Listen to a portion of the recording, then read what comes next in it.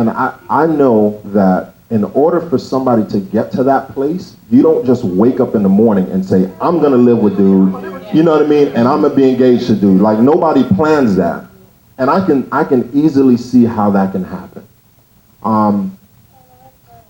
But I think that that is a very appropriate question for tonight with identity. The first thing I see is compromise. And the question is, how far are you willing to compromise? That's good. A lot of times when we deal with a situation, especially in the church, it's easy to point a finger, man. It's real easy. Like, you go on Google and you find, like, adultery. Found it.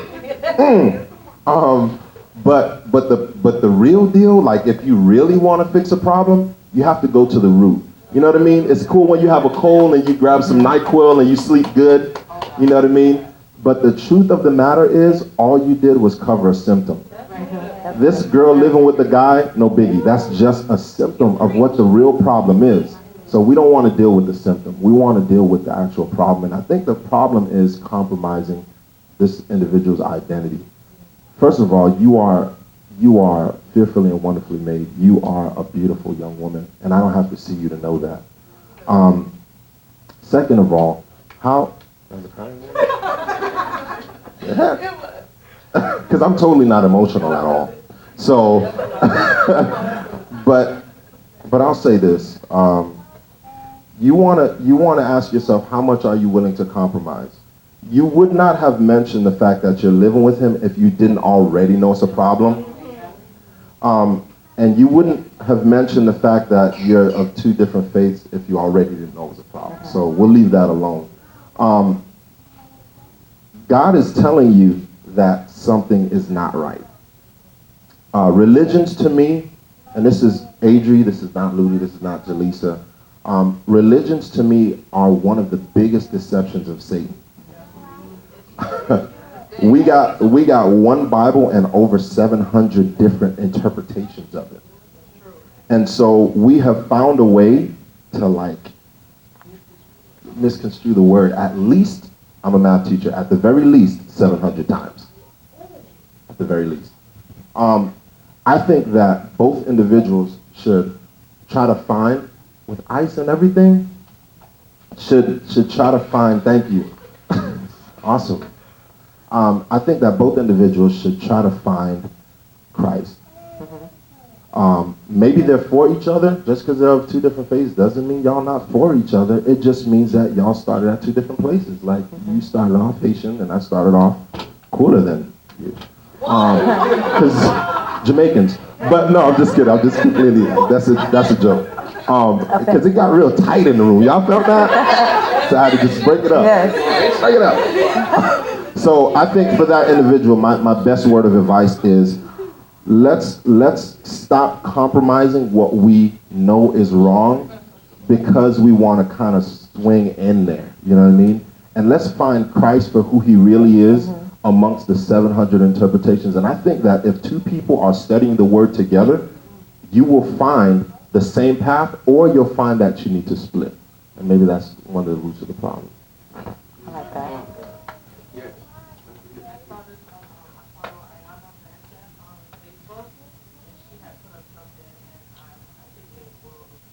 Go ahead and share, girl. Okay, wait. We want to hear it, so. We want to hear you. Oh, you. Okay. There is one way to know that you are doing exactly what God wants you to do. You will be at peace. Not every day, not all the time, but even in the midst of hard times and confusion, you will feel good about what you're doing. Even when it seems like you're getting nowhere, you will know there is absolutely nothing else on earth you can do other than what you're doing. So basically, if you're not, Yes, yes. sorry, so basically, if you're not at peace, and just like what Adrian said, obviously she knows something is not right and she's not at peace because she mentioned those two things in her question. So if you're doing something and you're like, you can't sleep, or you're thinking and you're second guessing, you're like, I don't know, and you go into your friends like, should I be doing this? Something is wrong. I Something agree. is wrong. So once you don't have peace, then that's a sign. Okay, we have one more thought. Her face was priceless. Let me understand. Why this guy always got the mic? Because I'm the pastor here. Anyways, associate. There's two things I want to say, because I'm married, 7 years, right? 7 years? Hey, I know better than she does, okay? Get it right. 7 years, but there's two things I want to say, especially for the people that's planning to get married. When I was marrying her, and that's what we talked about, it was such a peace. Like whatever issue it was peaceful that we was gonna make it, because I knew her heart and I knew what she was about and she knew what I was about. So it was a peace. To people that's getting married, let's not only look at the engagement in the first year. Look at yourself 7, 8 years from now. Is that a person that you want to be with? Because many times we only see ourselves here. But you have to see yourself 7 years from now with kids, with picking up kids from the, daycare or school or, the park. What kind of food you like, what kind of food she like, what she like to do, what he like to do. We need to look at all these things. And if we don't have all these things in mind, we just see booty or we just see car. Or he has a good job, which these things could be gone. And what I tell my young men is that, yes, you look good now, but at 45, the stuff that was like this. So you might as well like her or love her for who she is. I love her for who she is. When she had kids, she got more stuff down here, and she's trying to hide it. I'm like, girl, I'm from Haiti, girl. That thing's sexy. That right there is good right there.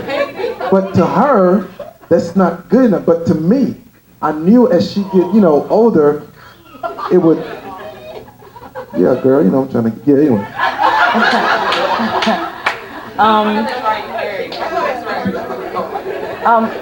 I want to say one more thing. One thing this person said was, social media. I want to address social media because, I mean, it's just, you have to get in a place in your life where you have this, I don't care what people think about me, and just in my life personally, there are times where I have to shut down my Facebook for either a week, 21 days, however, just sometimes I have to shut it down. Why? Because I'm constantly comparing myself to what I see on social media. God will tell you that this is the vision that I want for you, but because Jaleesa could sing better than me, I'm not going to write my song. Okay? Or because all my friends are getting engaged, I'm going to go ahead and compromise with Adri, even though that's not really what I want. But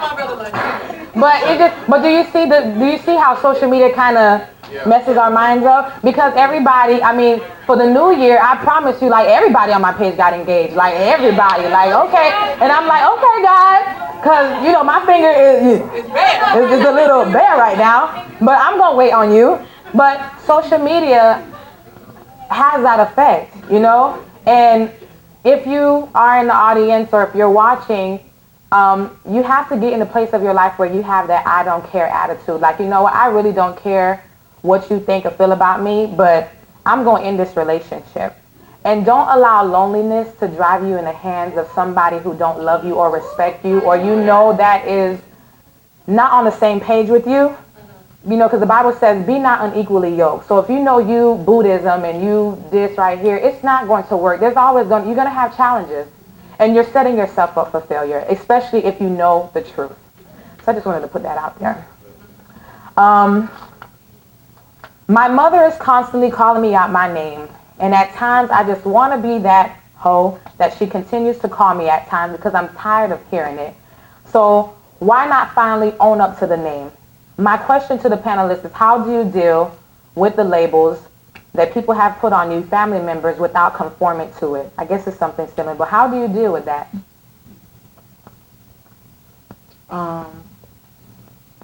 Like I said before, everything is Christ-centered.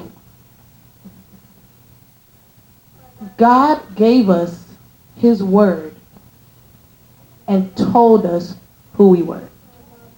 When I was in kindergarten, or first grade, one of them, I rode the school bus to school, and I had these pair of shoes that were plaid, but they had all colors, like all types of colors in them, right?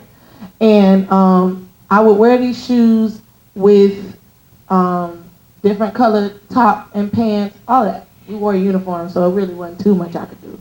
But I would get on the school bus, and there was this one boy. He was probably a junior in high school, and he started calling me Rainbow, and it was like an insult the way he said it. Like, he would start calling me Rainbow. So at first I was just like, whatever. Then he would call me Rainbow and I would answer. Then it was just like a regular thing. It still bothered me. I told my mom about it one day, and she was like, listen, the next time you get on that bus, if he calls you Rainbow, you turn around and you tell him, that's not my name. Okay? So I get on the bus, and I'm just waiting. I'm like, waiting on this man. Call me Rainbow. I'm in the first grade, like, yeah, call me Rainbow so I can turn around. Sure enough, Rainbow, he calls me. I turned around and I said, that is not my name. And he looked at me like, and I just turned back around and I was like, yeah, got you. That's not who I am. That's not my name. That's not what my mama named me, so you're not gonna call me Rainbow. So after that, he didn't say anything to me. For the rest of the school year, he said nothing to me. And I wrote something else down when I was, I just recently started working for Elijah Bell Funeral Homes and Services. And when I first, got the job, the first Saturday, I come in, they meet me, my name is Jaleesa, hey, okay. The next Saturday I come in, my boss, he wants to make sure, did you meet everybody? So everybody know Jaleesa, this is Jaleesa, right? So, I don't know, like, when I tell people my name, sometimes they don't hear it correctly, so they still say it wrong. Like, I'll say Jaleesa and they'll say Jalissa, so it's just like whatever. So I would answer, right? So the secretary this past Saturday, she says to somebody, she's like, oh yeah, Jalissa's here too. And she was like, Jalissa, right? I was like, it's Jaleesa, but she was like, oh, because I heard somebody call you Jaleesa, and I'm like, I don't know what this girl name is. And I thought about it, and I was like, I had to write it down. I was like, because they didn't know what my name was because I answered to anything. They didn't know what my name was because I answered to anything. That's the hashtag. You just say, heart to heart. I answered to Jalissa, Jalecia, all of this stuff. Julie, there's no you in my name, but I would answer to it because I know people would commonly mistake it, but people never really knew who I was because I answered to anything. So if you answer to what whoever calls you, whether it's your mom or whatever, if you answer to that name, they'll never know who you really are. They'll never know who you really are unless you tell them what your real name is. And not even by verbally telling them, but by living your life. Living the life that God gave you and being who he's called you to be. As long as you do that, they're gonna see, I tell you, they will see it. Okay, when I was little, people used to call me a nerd. They used to call me a goody two-shoes. They used to call me a suck-up. They used to call me a kiss-up. They used to call me all of this stuff in a negative connotation. By the time we got in high school, the same people that used to make fun of me were telling me, Jaleesa, I need to be like you. I need to be like you. How do I get to this place where I'm just so close with God like you are? How do I get to this place? When you live your life the way God has called you to live your life, people will see. Don't answer to what everybody calls you. Don't answer to anything because they're not going to know who you are. If you just keep answering, that's why people mess my name up so much because I answer. But, I'm just using that as an example. Don't answer to everything these people call you. Because once you answer to it, you're going to start being comfortable with it. You'll get content. He would call me Rainbow every day, and after a while, I'll just let it go by. I'll be passive about it and just be like, yeah, whatever, cool. That's his little nickname for me. But once I really, grabbed hold to myself, like, my name is Jaleesa. My name is not Rainbow. And I turned around and told him, that is not my name. A first grader talking to probably like 11th grader. And he said nothing to me. That was it for him. You got to be real. And you got to know who you are, man. Amen to that. Amen to that. Because I was in the spirit too, because I've been answering, so let me check y'all tonight. No, I'm just kidding. No, I'm good. A kid, that works for me. I'm just kidding. Jaleesa handled the aspect of people calling you outside of your name, outside that family circle, which is pretty heavy. And she hit that spot on. I think I want to talk about people calling you out of your name in your house. Oh, yes, Lord. I'm going to talk about that too. Felt that. That's hard. Oh, yes. That's hard, y'all, for real. That's rough because, you're home. And I'm so glad right now. And I realized the difference, not that my upbringing was rough because my parents were amazing. They're amazing people. But my brothers and sisters, no. That was actually a joke, but it wasn't funny. No, because no. So I'm going to address that though, because as a teacher, I see kids come into my class every day being called names. And I do parent conferences sometimes, and then you see the parents come in and they call their kids names. And then I feel so bad because I'm getting on this kid. I'm going all the way in, and then mom comes in and she starts calling him names. And I'm like, oh man. So my heart just kind of breaks. How do you deal with that, Adri? Well, here's how you deal with it. Very carefully and day by day. Because you live there, The good thing is that hopefully one day you aspire to do differently and you want to move out and you'll have your own space and you'll be able to do your thing. But if this is a question from somebody here, I'll say this. Keep it up in prayer. Keep holding it up in prayer and take it day by day. Because if your situation is anything like my kids at school and what the parents call them, because I don't use profanity, but these parents will use profanity. I work in the hood, y'all, in Miami, in the hood. And these parents would just, you're effing sorry behind, and you ain't this, and you ain't that. I don't know if your situation is so severe or if you've ever dealt with something like that, but it's a day-by-day thing, and it's hard, especially because, like I said before, God has put your parents in the place of Him until you can finally, get off the milk.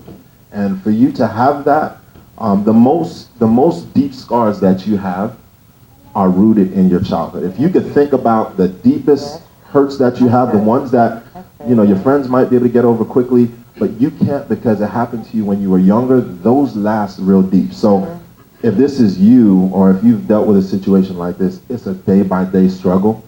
You hear it, like Jaleesa said, don't answer to something that's your name. Oh, you just a little tramp. Just don't answer. I guess God gives us one shield of defense, resist the devil and he will flee. It's only so often somebody's going to call you outside of your name and you not answer before they try a different name. Right? They're going to try something different. And so if you can't get around it, then I would just say definitely day by day, keep it up in prayer. God, who am I? And you know what? The funny thing about God is if you ask him a question earnestly, he's going to actually answer you. You know what I mean? Sometimes we put all these filters in front of God and we don't allow him to answer us. But when you need him, and I know this personally, because before I made some real serious decisions in my life, I asked God to do some real crazy stuff, and God is just wild enough to do it. Like I asked God to fill up a bowl of water with ice one morning. Real deal. This is what made me believe in God. I was like, I heard some Bible story. I was like, okay, God, let me try it. But no, one morning I asked God, and I said, God, if you are real, but I was like, real deal. I was like, God, forget all of this. My parents are making me do all this foolishness, go to church and all of this. If you are really real, fill this bowl up with ice water in the morning. I'm going to be the first one up, and I'm going to wake up, and I'm going to see it. This is a real testimony, y'all. And I wake up in the morning, it's Miami, and there is a bowl of water with ice in it. And I said, God, okay, that's you for real. And various little crazy stuff. And you know, I've called out to God, and he's actually spoken to me. And I'm hearing him like, oh, shoot, my bad. I wasn't really calling you. You know what I mean? Because that's kind of scary. Like, okay, I'll go to church. You know what I mean? But yeah, very carefully and day by day. You know, and I'll lift you up in prayer because that's rough, man. I know how that is. So whoever that is, I'll just lift you up. I want to take it to the island culture right quick. I am a survivor, I want to say, of this, what's going on. It got to the point where, I mean, my mom used to, I don't know what happened in Haiti. Like, when I say these Haitians, you know, they reckless sometimes with their words, and I don't know, and I try so hard to understand, like, what's going on, and, you know, I don't know, but I'm a survivor of this question because my mom called me names sometimes, and one of the things that my brother, who's sitting here in front of me today, always tell me, Ludi, parle point, meaning don't respond, you know? And it's so hard because at that time, you know, I wasn't saved, so when she said the B word, I said, what? Like, you know, I was ready. I was ready to fight. You know, she said the B word to me, and, you know, there were times I'm like, I said it too. I'm just going to be honest. You know, that's before Christ. But when I found out who I was, you know, that's when, again, I had to learn, like, I had to really bring up everything in prayer. Literally, I had to bring everything to prayer and ask God to show me how to love my mother. Because literally, it got to the point where I really disliked her because she was always discouraging me, you know. I'll go to church, you know, oh, who's the new guy at church now? Who's the new guy you hunting? That's what I went home to every day, you know. And what bothered me is because, you know, I'm 25 years old, I'm still a virgin, and yet I'm getting called the B word, you know. So there were times where, you know, the opportunity presented itself to have sex, you know, and I was so tempted to just let myself go. But I realized that if I answered to those names and I allowed myself to, you know, be one with this man, I was only going to hurt myself and not her. I was only going to allow those words to become a reality.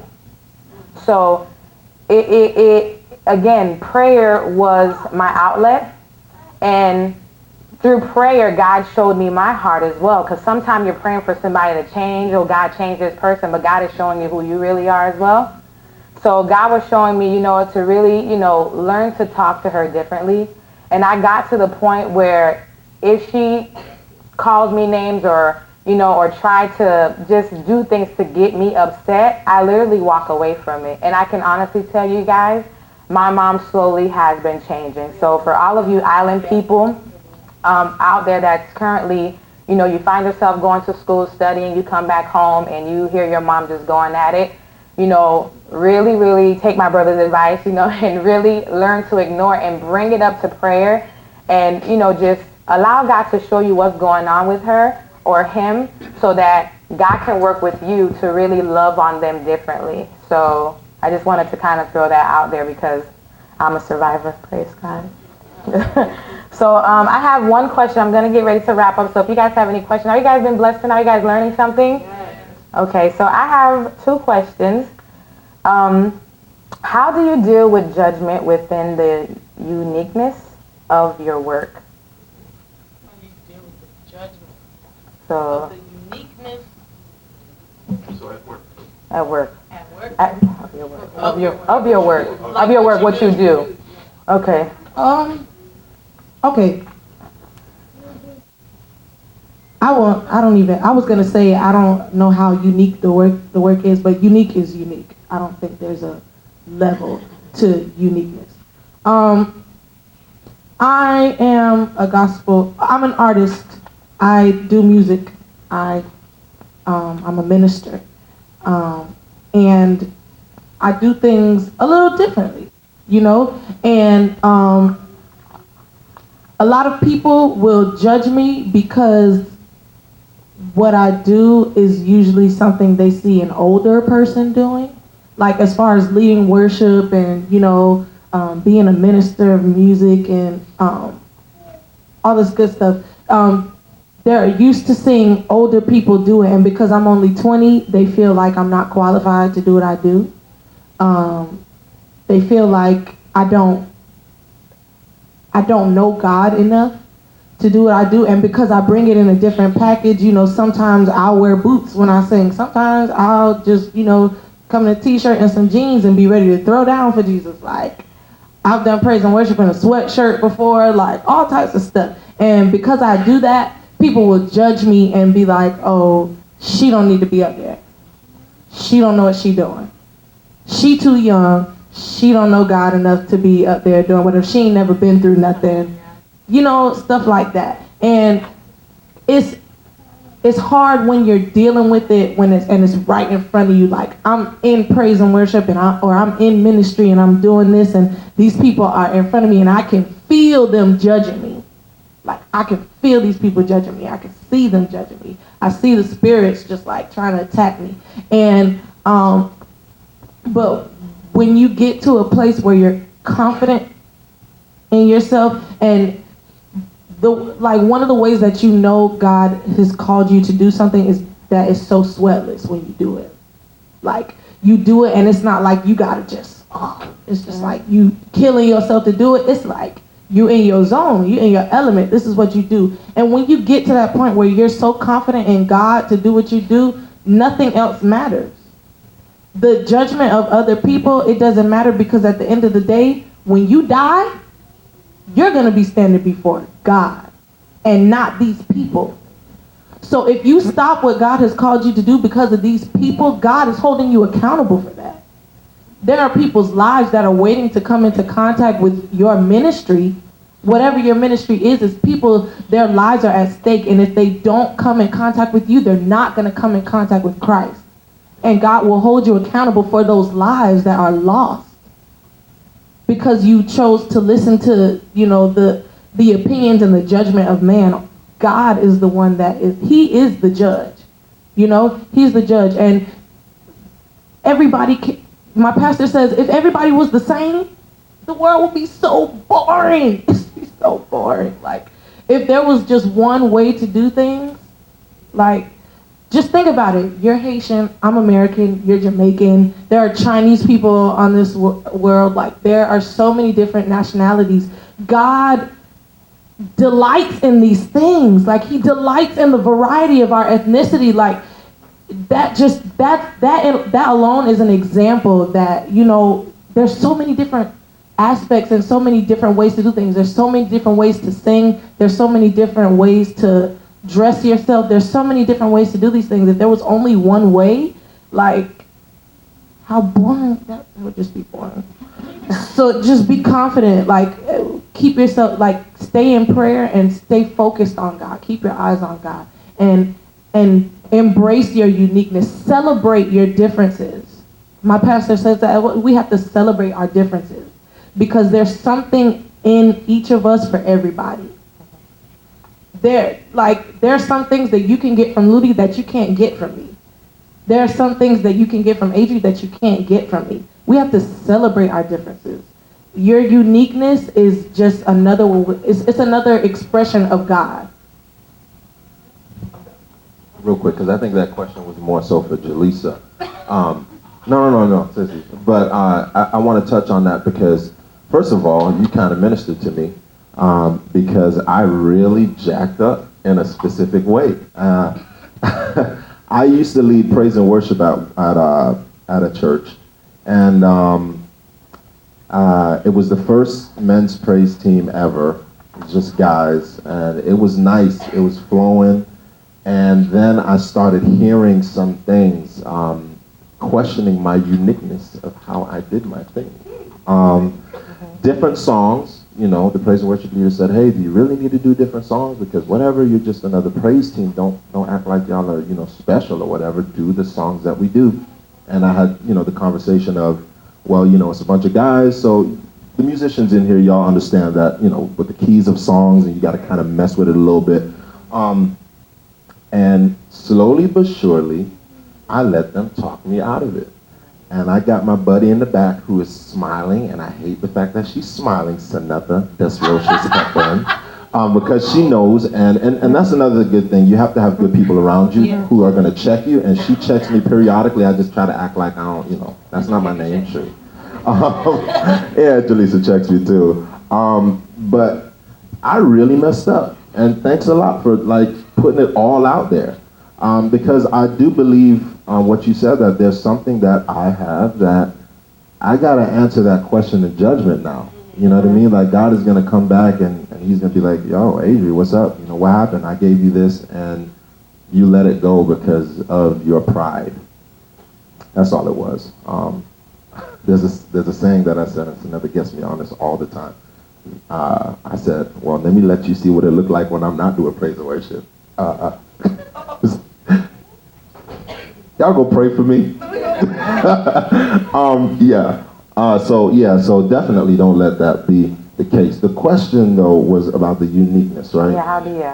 Okay, 2 seconds. Most of the time, wrapping it up. Most of the time, I let people's judgment of my uniqueness push me forward.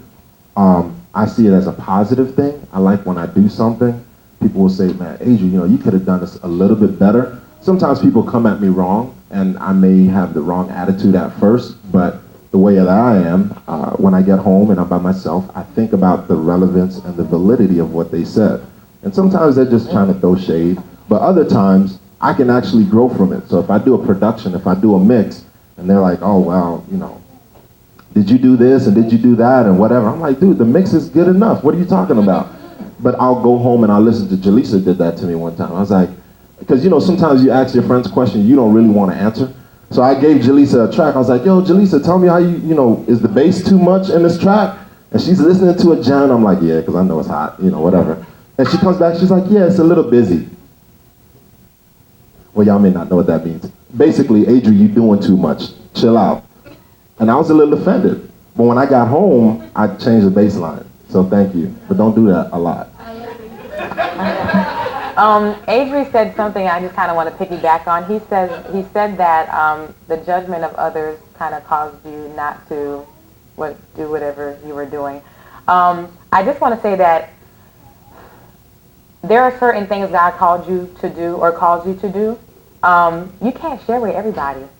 Like, you just be cautious of who you share your dreams and visions with, because a lot of people are just going to shut you down. And I know when I wanted to do Heart to Heart many years ago, I got so many no's. It was just like, I felt like, you know what, forget it. But 2014, like, again, God connected me with so many people.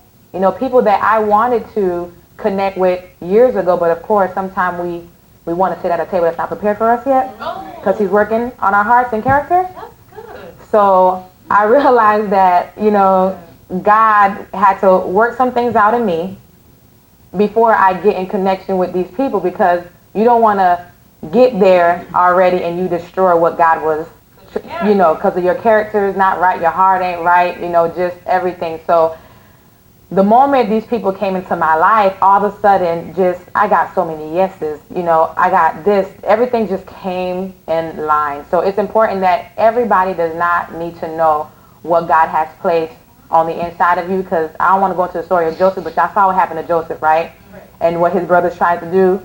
So exactly. So you want to make sure that you are alert and share with only people that can really sow into you, pour into you, and not just make these withdrawals and leave you out with nothing. Okay. So the last question is, we already answered it, but I'm going to ask it and just answer it briefly. When or how did you know what you are doing is what you're supposed to be doing? When you're at peace. When you're really at peace, when things are just sweatless, like when you can stand in front of people and you don't, you know, you're not nervous, like you're doing it. I mean, I don't know if you want to add on to that. Just really quickly, there's a scripture somewhere. If you look it up, I promise. It's in a different translation, and it says, "Let peace be your umpire." Yeah. And you know, an umpire is the guy that calls the shots in a baseball game, basically. So if you're in a situation and you don't have peace about it, it's probably not. It's probably not what you need to be doing. And I know the voice of God. Like, I'm at a place now where I know this is the voice of God, and I know what conviction feels like. So if I'm convicted, you're not gonna catch me doing it. So. These ladies handled that, but let me clear something up for us really quick. Jaleesa is doing something right now where she's sweatless, correct? Good. And Ludi is a friend of mine. We don't talk as much, but I'm going to make the assumption that this feels sweatless for you. This is where you're supposed to be. However, that doesn't mean that calamity doesn't come. So just because you have a situation, I think you have to understand the context of peace that we're talking about. We're talking about the peace that passes all understanding. When you're in a situation and it looks like you should be upset and you're not, because you have an inner peace that is irrational. God is calling us to a totally different mentality that if you don't have a connection with him, you won't understand the mentality. That's why he says a peace that passes all understanding. Like, you could try to figure it out and it doesn't make sense, but you got peace. Like, what's up with her? Something's wrong with that. Jaleesa mentioned a situation where she had the whole friends and friends thing. Y'all remember that? Well, that really bothered her. She just kind of skipped over it, but that really bothered her. Like, there were some nights that, I'm trying to sleep, you feel me? And I'm getting a phone call, and I love my sister, but it was really serious. Y'all didn't hear that, right? She ain't got the mic. No, but just know that the peace that you have is your peace in Jesus. Things will come up against your mission, especially if you're hitting what you're supposed to be doing. So, Ludi, watch out. You know what I mean? This is new. This is like 2 months in. Yeah. You're going to hear some stuff. You know what I mean? Jaleesa, you think, and I've been telling Jaleesa this from when she started her ministry, like, Lise, it's going to come. It's going to hit you. And I think that God kind of connected us so she can be an assistant to my life and I can be an assistant to her life in this little way. Just to say, Lise, it's coming, and it has come. However, it will come, and you understand? But that's not going to affect her peace, because she knows her identity, because her peace is tied directly to her identity. Y'all understand that? Amen. Okay. So really quickly, I'm just going to wrap everything up. A few things God shared with me. I'm going to this is where you kind of take your phones out and kind of get ready to hashtag a little nuggets here and there. But I'm going to give you a few things that God shared with me. These things we shared it while we were doing our little exercise. And also just how to rediscover your true identity. Number one, we spoke about comparing, the comparisonitis disease. That's the disease that ruins you from being the best version of yourself. You cannot fulfill purpose trying to be like me. You can't fulfill purpose trying to be like the next person. You can't. You cannot. And as Jaleesa said, because you guys are all up in my notes, which is crazy, but that's just confirmation that I hear. But learn to celebrate your own uniqueness. Learn to celebrate your own victories. If you used to smoke, you don't smoke no more, praise God. You used to have sex, you're not having sex no more, praise God. Celebrate your uniqueness. Celebrate your victories. Learn to celebrate yourself when everything around you tell you that you can't. So number one is comparing. Fear. That's another thing that causes us from getting into really who we are. Fear. If you want to grow, you need to get over the fear you may have of making mistakes. If you want to grow, you need to get over the fear you may have of making mistakes.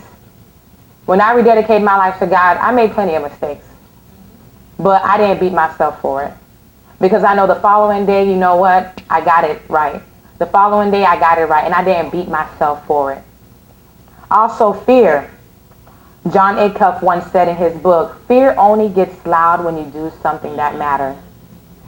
Think about that. Fear only gets loud when you do something that matters. So when you know that you're about to step out, when you know you're about to step out and do what God calls you to do, fear is going to tell you it's too late. Fear is going to tell you it's too late to go to school. Fear is going to tell you, man, I'm too old to get a man. Fear is going to speak these things in your life, but you need to stand strong and say you're not going to allow fear to get to you or rediscovering who you really are. Expect to make mistakes and welcome them as a sign that you're moving in the right direction. If I didn't make mistakes, if I didn't go through what I went through, I wouldn't be here to sit here and tell you guys anything. So I take everything that I've been through as a lesson learned. I don't beat myself for going to the club dropping it like it's hot because I know a lot of people are going to be delivered. I'm not, because my past will help some of y'all with your present, so it's okay. Doubt. This is one of my favorite verses, 2 Corinthians 3, verse 5 and 6. I think this is the Message Bible or the Amplified Bible. But not that we are fit or qualified or sufficient or have the ability ourselves to form personal judgment or to claim that we know it all, but our power and our ability and our sufficiency are from God. So when I read this verse, when I stand before people, when I step out on purpose, I always tell God, God, I thank you. Because it's through you I live and breathe and have my very being. I can't stand here in front of you if it wasn't for God. Yeah. So doubt.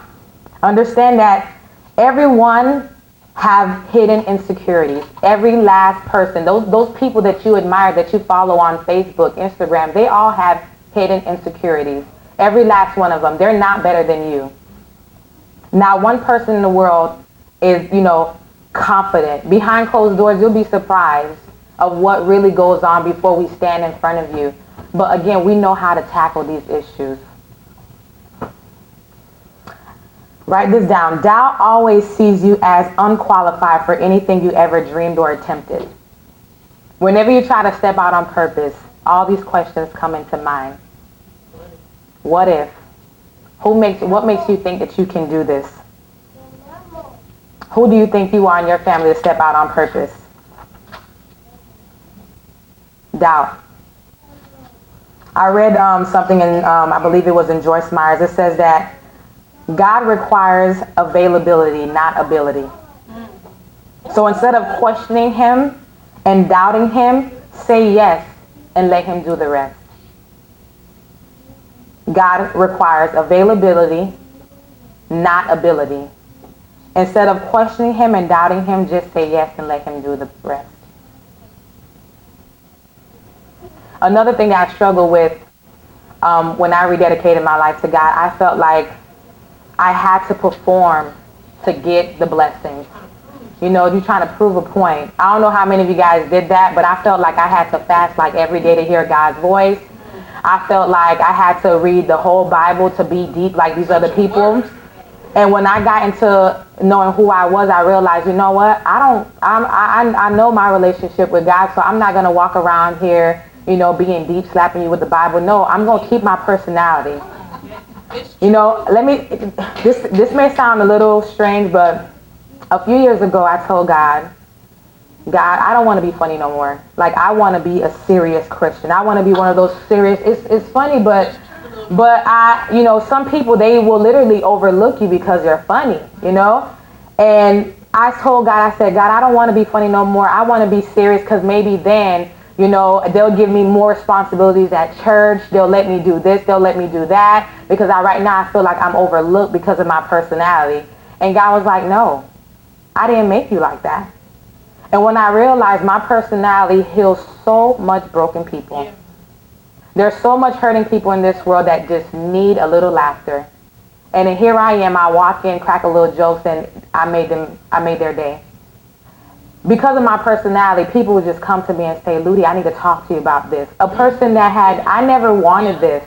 Like, I never wanted to be standing in front of people. After graduating high school, my goal was to work a 9-to-5 job. I had no goals. I had no vision for myself. I didn't want to do nothing. My relationship with God was shaky. I mean, yeah, we went to church, but I didn't want this. When I rededicated my life to God, I started asking God, what would you have me to do? I knew that I was different because I mean, I love church. You know, I love helping people, but I didn't know it would be in the line of this standing in front of people. So if you are in a place, this is like a sidebar, but if you are in a place where you don't know who you are, if you don't know what God is calling you to do, my advice to you is to sit somewhere quietly. Don't be afraid. Don't be afraid to sit quietly before God, because I know I struggle with this because I'm naturally a loud person. I can't be in a quiet place. I really, really can't. But I realized that if I wanted to really hear God, I had to literally be quiet. Go in my room and just really have a heartfelt conversation with him. And I really asked him, God, give me your desires for my heart. And although I didn't know how he sounded, I didn't know anything about God, I started to write down everything. And everything that's going on right now, he told me back in 2010, and I did not. And here I am. I let doubt, I let fear, I let comparing myself stop me from being here today. So that's just something for you to just write down. Go ahead. So it's good that you just said write it down. Also in 2010, I wrote down, this was before I was an artist, before I was Jaleesa Faye, whatever. I wrote down what I saw. And I saw myself with a band. I saw myself teaching background singers parts. I saw myself teaching people my songs that I wrote. I saw myself, releasing a project, and by 2013, I had a band. I had people that I could call, can you play for me? I had people that I could call, can you sing for me? And by 2014, I released my project.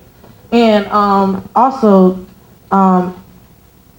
when you said how you asked God to, like God, I want to be serious, Yeah. take away my funniness. I quote my pastor a lot because he's just such a man of God. He just says some stuff that just slash me. So he said a quote, and basically it says, for me to abort my differences trying to be like somebody else means that I abort God's purpose for my life. If I abort the differences that he gave me, if I abort the uniqueness that he gave me, it means that I abort his purpose for my life. Because those differences are what I use, those differences tie into my purpose.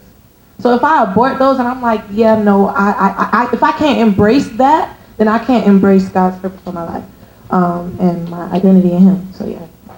I want to say a verse that from the Message Bible, John 17, verse 4. It says, I glorify you on earth by completing down to the last detail of what you assigned me to do.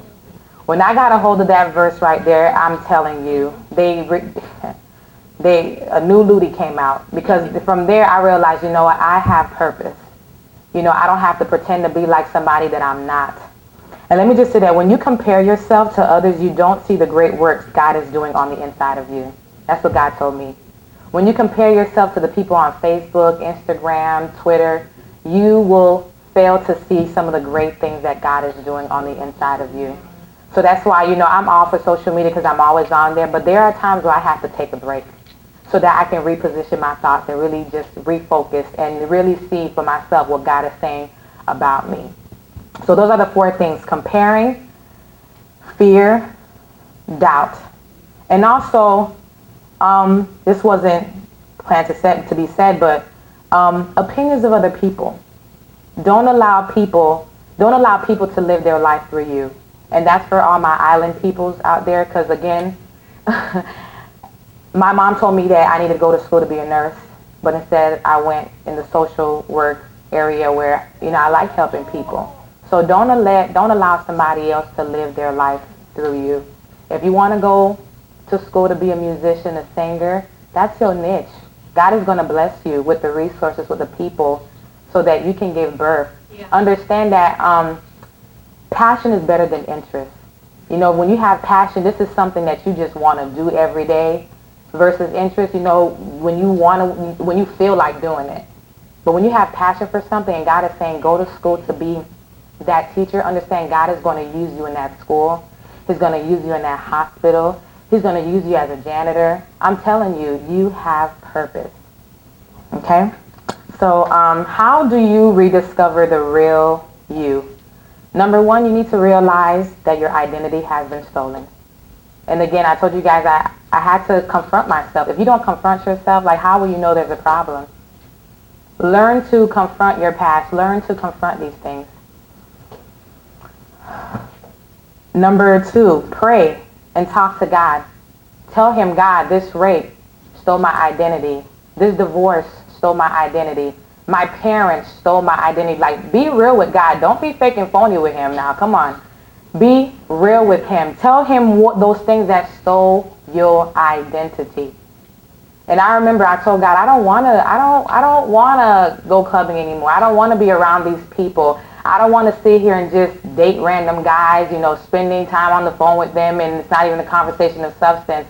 I told God that, and literally 2 days later, he connected me with the ministry, the dance ministry that I was in, and my life changed like this. So if you're really sincere about it, he's going to do it. Number 3, purchase the best-selling book, the Bible. Open it and start seeing yourself the way God sees you. I mean, I can't tell you, and if you need a Bible, just, hit me up on Facebook, Instagram, like, Ludi, what's the best Bible? Because I have the New Living Translation version, and it kind of breaks down everything on the Bible for me. I'm not deep, so I'm not going to go down to the King James version. I'm not going to do that thou art stuff. I can't. I really can't. You're going to have to dumb the thing down for me, and, so I can get there.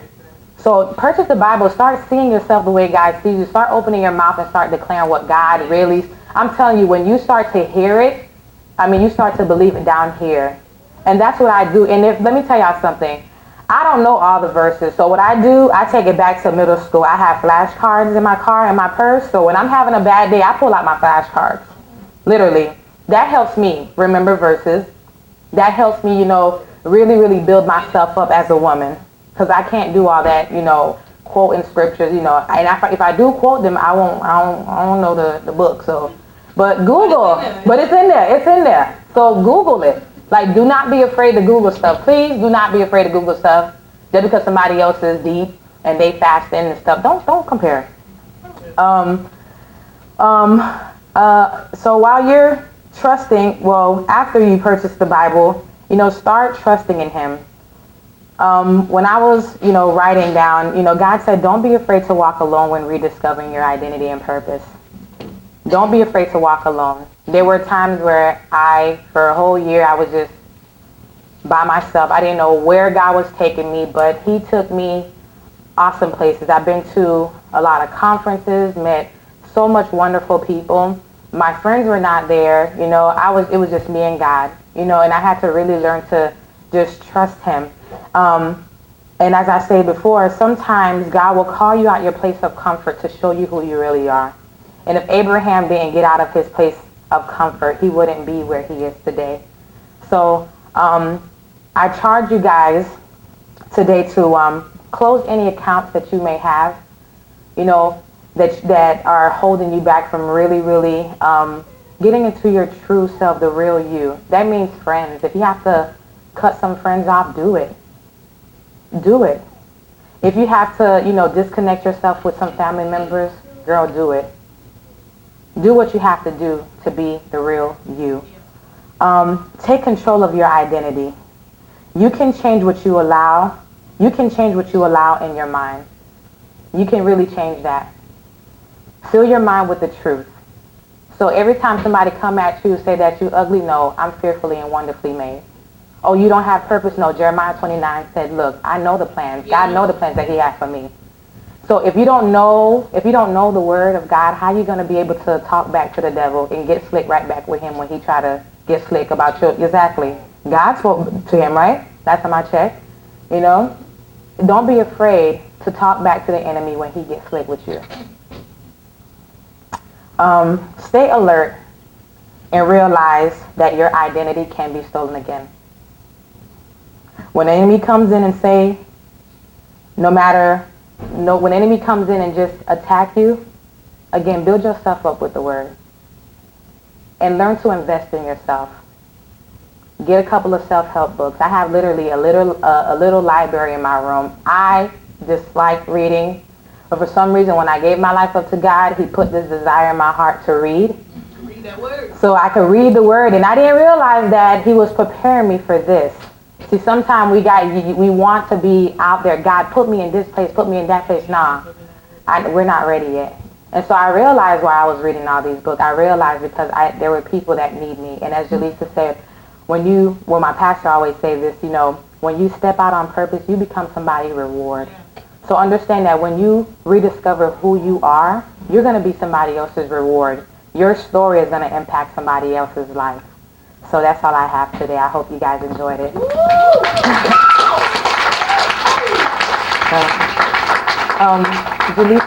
Jaleesa's going to close us out with a song. I mean, if anybody, if you need prayer, does anybody in here need prayer? Because I really don't want to leave you I don't want to open a womb and just kind of let you guys go without really getting prayer.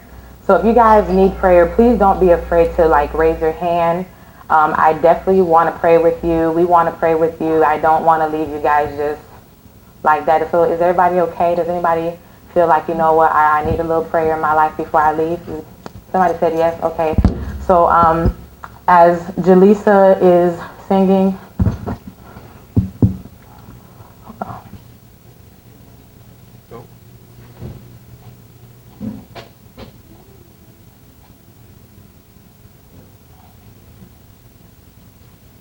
so when she's done testing, when she's done singing, if you are in a position where you want more prayer, please come up, and we just want to pray with you. Adria is going to close us out in prayer.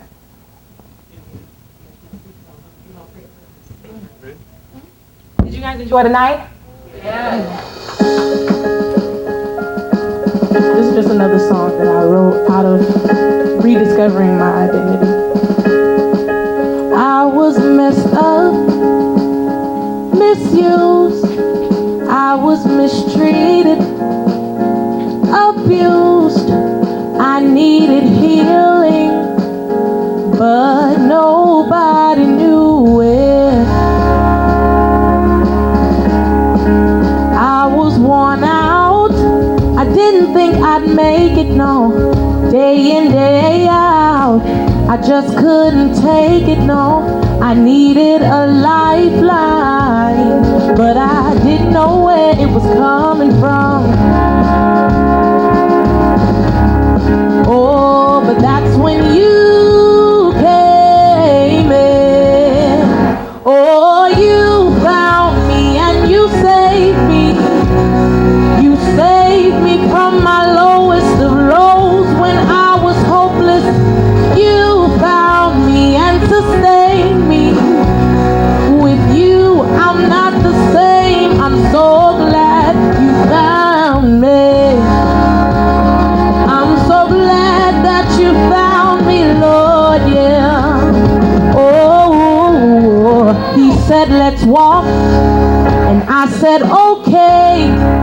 He said, I'll show you the way. But I said, I got it. And he was like, fine, I'll let you go, yeah. Oh.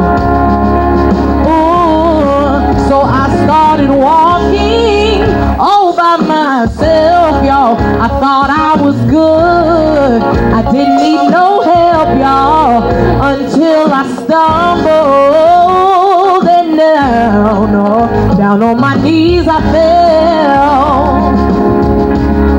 Oh, but that's when he came in. That's when he came and rescued me again.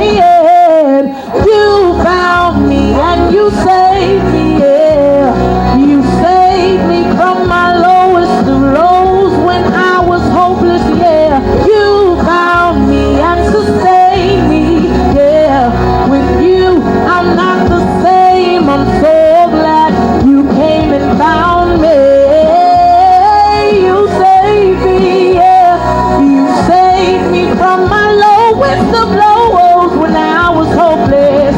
You found me and sustained me, yeah. With you, I'm not the same. I'm so glad you found me, yeah. Oh, oh, oh, oh, yeah.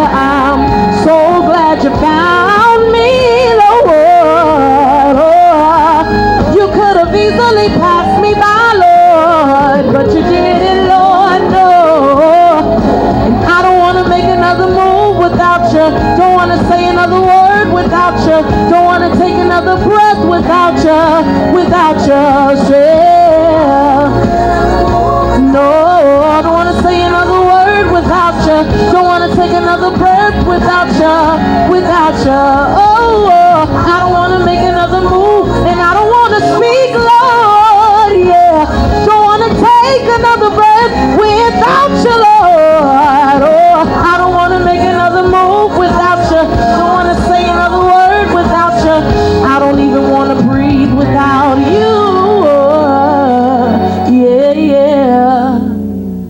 You found me and you saved me, yeah. You saved me from my lowest of lows when I was hopeless. You found me and sustained me. With you, I'm not the same. I'm so glad that you found